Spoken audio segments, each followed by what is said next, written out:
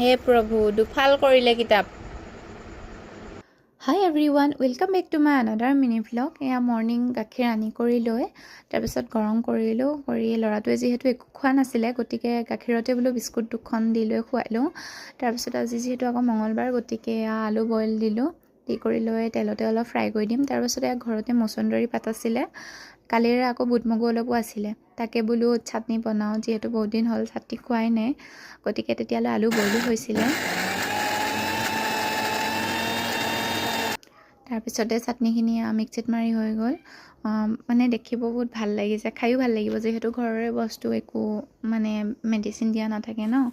গতিকে চাটনিবোৰ এনেকৈ মাজে সময়ে খাই থাকিব লাগে। তাৰপাছতে এয়া আলুখিনিও বহাই দিলোঁ। দি কৰি লৈ নিমখ হালধি এনেকৈ মছলা চছলা কিবাকিবি দি দিলোঁ আৰু বেলেগ একো হেৰি কৰা নাই। তাৰপাছতে পানী দি কৰি লৈ অকণমান উতলাম।